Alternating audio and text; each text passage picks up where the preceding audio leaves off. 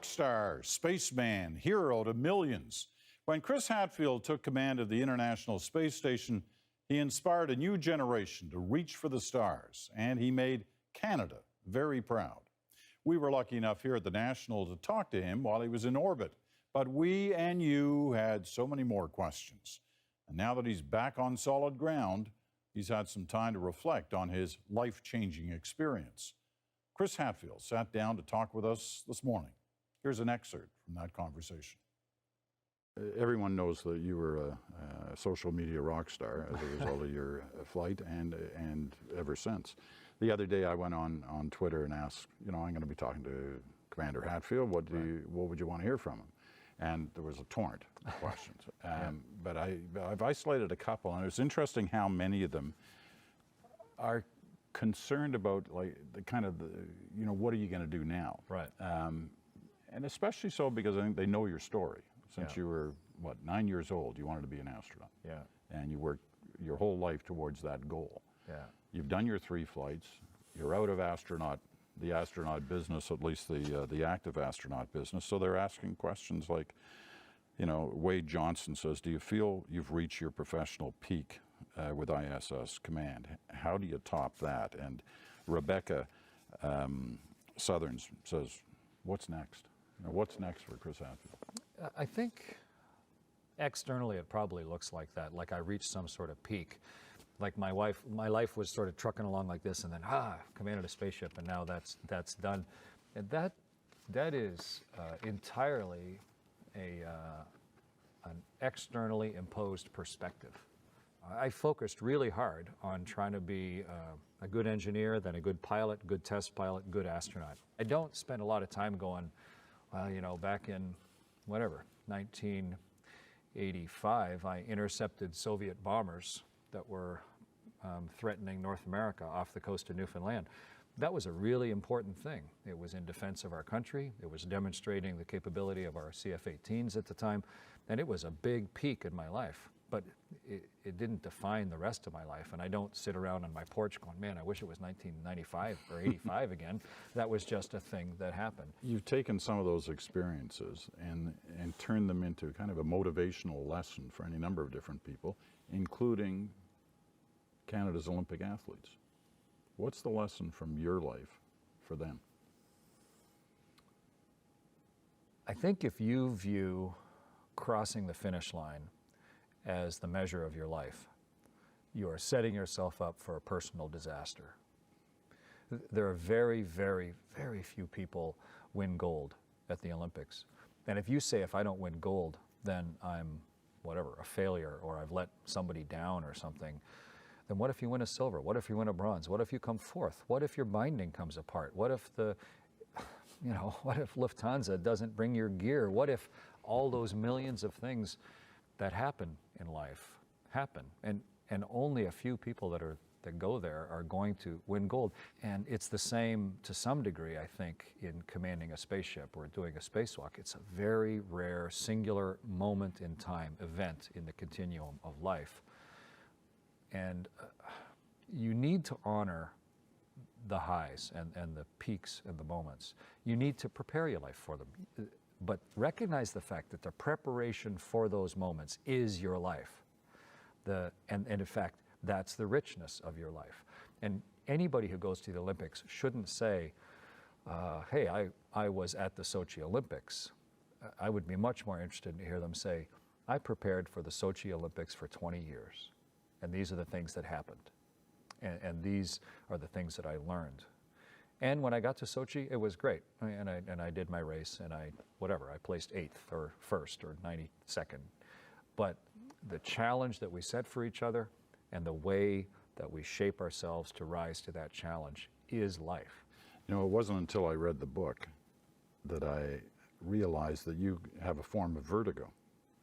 You, Chris Hadfield. Iconic astronaut.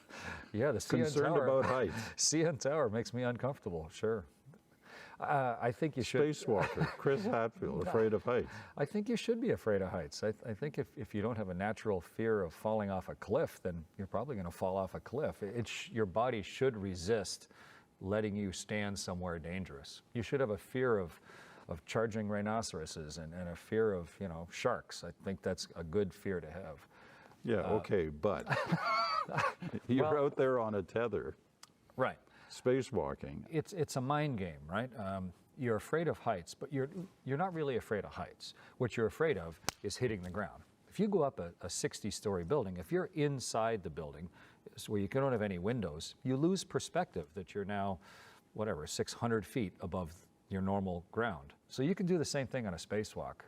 However, when I first came outside, and you're only holding on with your hands out there, you're not like clipped on, you know, with some structure. You have a little clothesline attached on a reel so that if you let go with your hands, you'll float off and slowly get dragged back in again. But when I first went outside, I was holding on tight, and I had to consciously, you know, if I could have seen my knuckles, they would have been white, I'm sure, just from grabbing on, but inside the gloves. But after a while, you start to look around and realize that it's not that you can even fall to Earth. You and Earth are going around the sun together. It'd be like thinking you were suddenly going to fall to the moon or fall to the sun. It can't physically happen. The two of you are going there together along with the spaceship. And instead, the world then becomes something that is traveling through space with you. And as soon as you can make that mental shift, that, okay, I'm on the 60th floor, but I'm not going to fall, then your hand starts to relax. And after a while, I actually completely let go, just flying along with the spaceship and myself and the world, going around the sun. And that was probably the best moment of it all, the perspective of that aloneness, of some of our first steps away, and seeing the world for what it truly is, this big ship moving around the sun, going through the universe just like we were.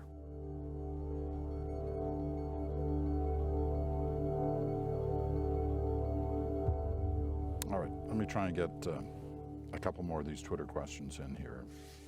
Chris Lowen, would you go on a mission to Mars even if it meant never returning? Talking about it philosophically, I'd start with just the straight practical question of how are we going to get there? What's the real vehicle? Is that something I'd want to commit my chances to? I don't want a one-way trip to Mars where I die in the first 10 minutes. You know? I want to have a reasonable shot of getting there. However, if I thought that there was a spaceship that could actually take us to Mars and land us safely on Mars, and then when we landed on Mars, there was a way to build a little bubble that was habitable, you know, oxygen and everything, then you're at a pure philosophical question. And then it would just depend who I'm going with. 'Cause we're all sort of on a one-way trip, right? If you look at it, it's just a matter of how many people are on your crew. Who do you include? Some people go live in a little cottage somewhere and spend most of their life interacting with hardly anybody. And some people live in the middle of a city. In the history of humanity, we've had a lot of one-way voyages as we've left home to go settle someplace new. And I think depending who I was with, and even more importantly, the ship that was keeping us alive, yeah, maybe. Is there other life out there? You know, people think they see stuff in the sky all the time, and people would really like to know for sure if there's life in the universe. We don't know conclusively. We're looking on Mars, you know, despite all the popular movies and things, we haven't found life yet, but we're looking. To think we're the only planet that managed to develop life is sort of an arrogance, I think. To think that life is flying through the universe and coming all the way to Earth and sneaking around and finding us fascinating, to me, is also a form of arrogance. I think the odds are overwhelming that there has to be life in other places. But the real puzzle is how do you prove it? How do you go visit? How do you communicate? How do we travel those great distances? And we haven't figured those problems out at all. But if we can find life on Mars, and that's what the robots are looking for, then we'll know the answer to your question. And we'll know that we're not alone. And then it just becomes the question of how do you build a better rocket ship? In preparing for this, I went through the CBC archives to find out everything we've done on you over the years. And there was this wonderful profile done by Hannah Gardner on the Fifth Estate in the early 90s, before your first flight. She went down to Houston, saw you and your family. And there's a great little quote of yours near the end of the item where I guess she was asking about what it was all going to mean to you, having this opportunity to be up there. And you said, hey, I'm just as confused about life in general and the reason we're all here as anybody else. And you said, hey, you know, I'm just as confused as the next guy about what all this means, about, you know, the meaning of life, where we came from, Right. how we got here. Are you any closer to being able to answer those questions, having had this kind of experience?